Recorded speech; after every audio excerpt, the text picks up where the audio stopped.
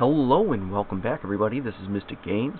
Today we're going to be doing Against the Storm Biomes tier list part 2. The original part is actually part 11 in my playlist, if anyone's interested in the original ratings. Today we're going to be adding in the Night Watchers DLC biomes along with the Ashen Thicket. The Thicket was added a little later, I did separate videos, you can look them up as well. But we're going to add it to the tier list, make it a little bit prettier. So, just for everyone's knowledge, last time I did the tier list, we rated them based on essentially appearance and ease. Mostly ease, but I did mention the appearance.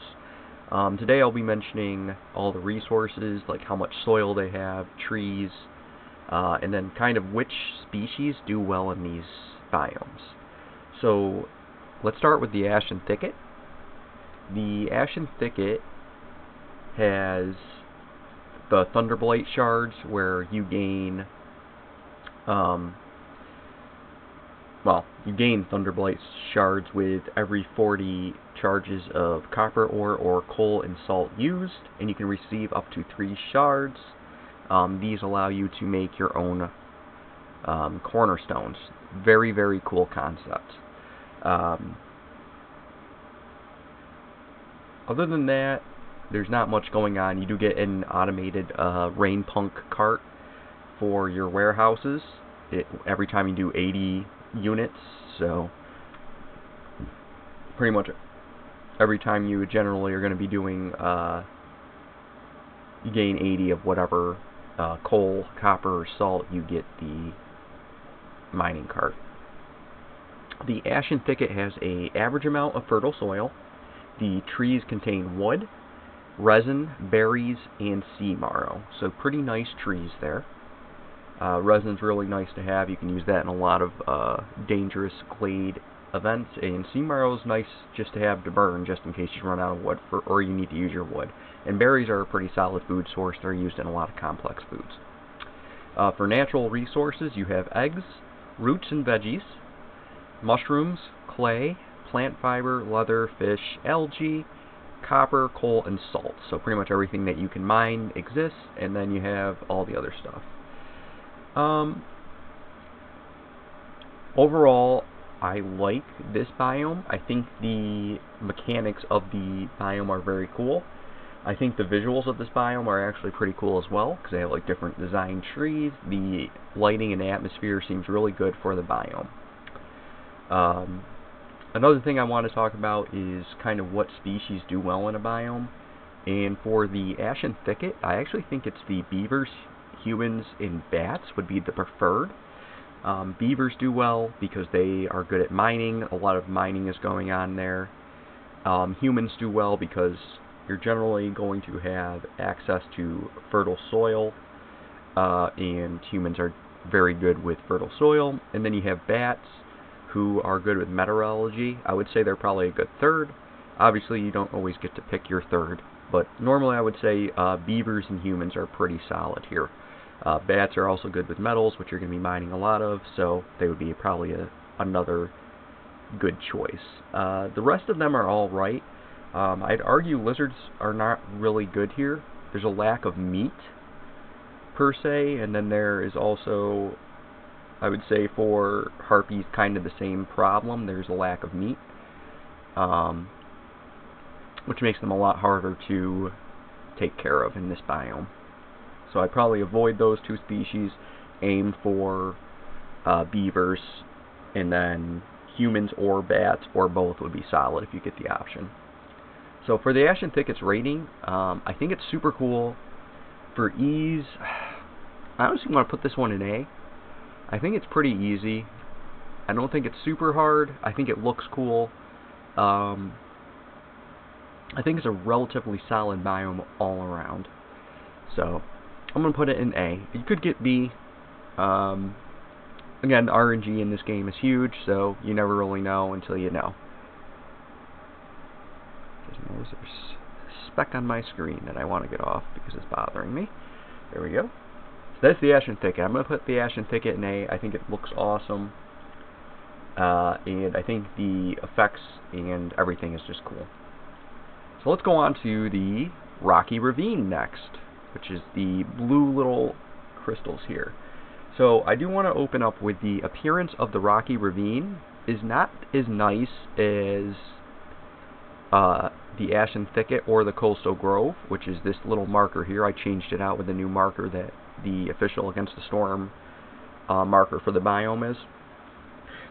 I would argue Rocky Ravine is not like visually appealing, I guess. It's very just bland.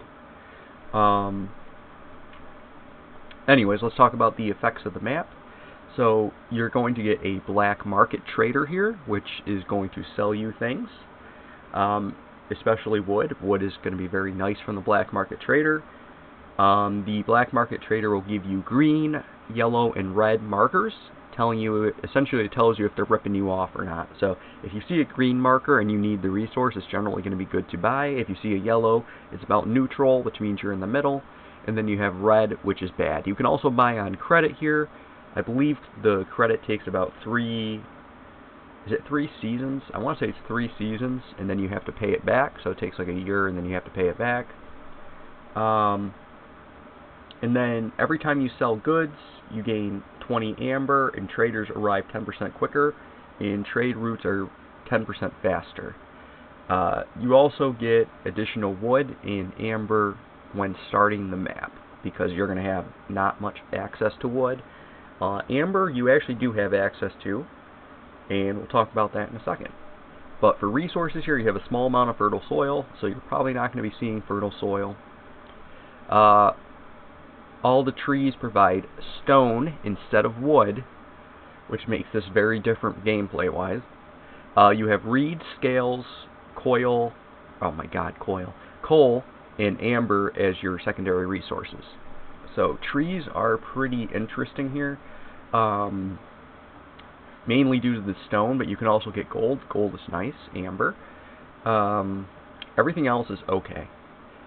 So trees, this is a very different gameplay style, I would say. So for extra resources, you have grain, you have herbs, you have clay, you have sea marrow, you have insects, you have reeds, you have fish, you have algae, you have copper, and you have coal.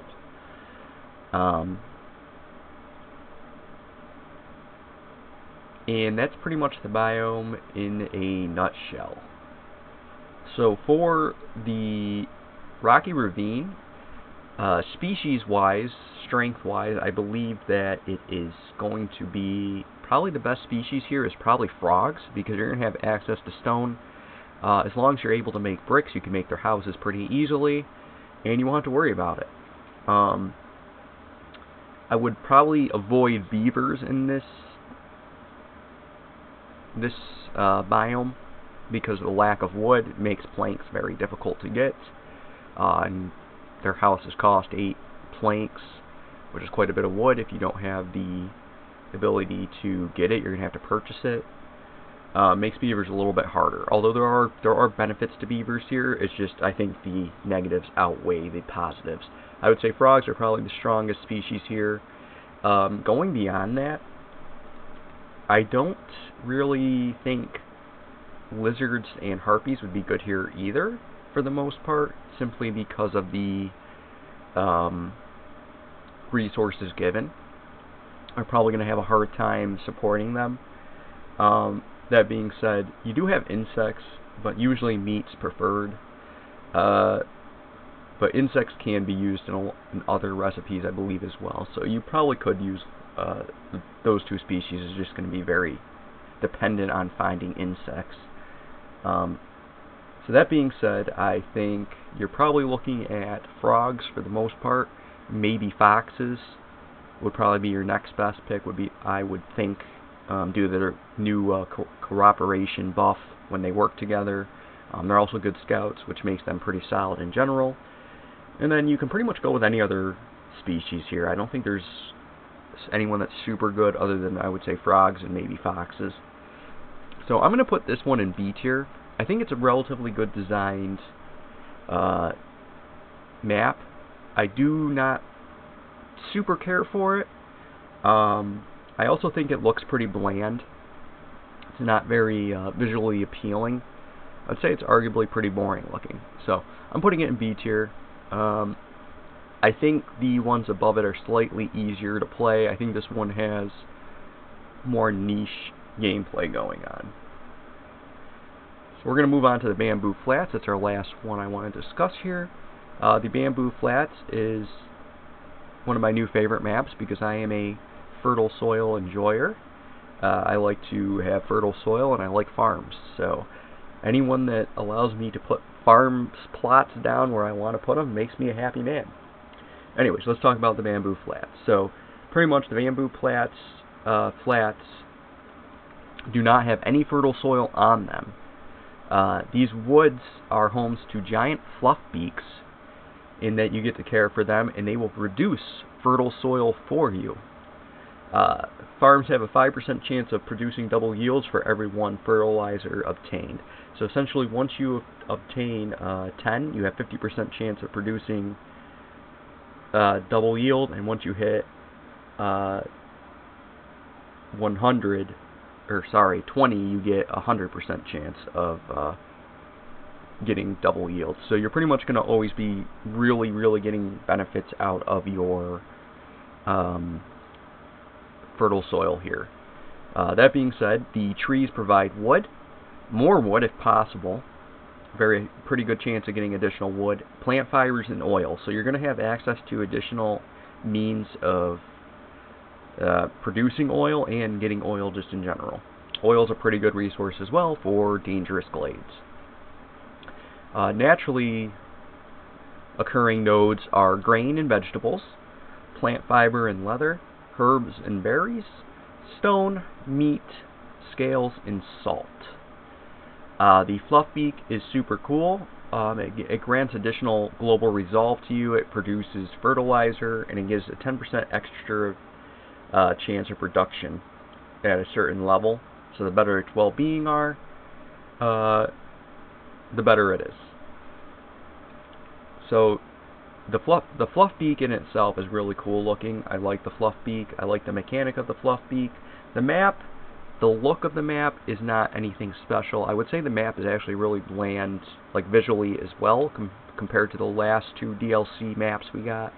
That being said, I do like the concept of the map.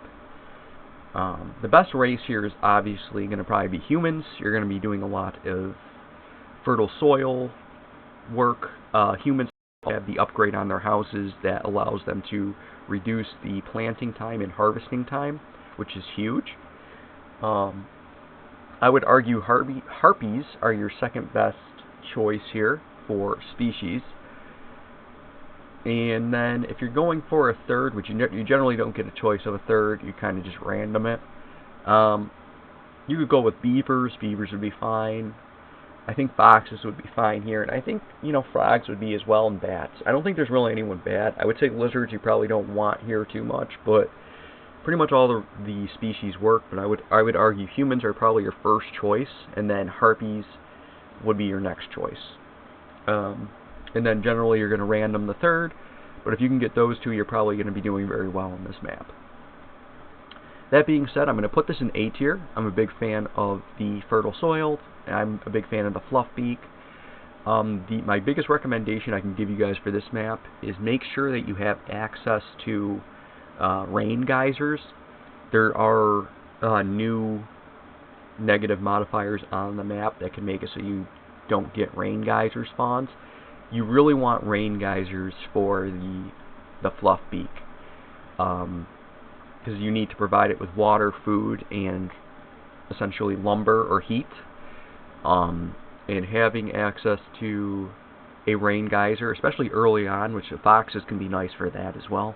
If you have foxes and humans, foxes can show you where the nearest rain geyser is. You can cut right into one normally and set up, and you can essentially immediately start taking care of your fluff beak, which will then produce fertile soil, which will then take care of your settlement. So that's my recommendation for the bamboo thicket. I'm going to place it in A tier. I think it's really cool. I like the design. I almost want to put it in S tier. I think if the map looked cooler, if it had more of a unique design, I'd probably put it in S tier. But because it does not, I'm going to leave it in A. I do love playing it now. It's probably one of my new favorite maps. I think that both the Bamboo Flats and the Rocky Ravine are good to the extent, but I do believe that they didn't do a good job designing them like they did for the last Biomes. I feel like the last DLC from the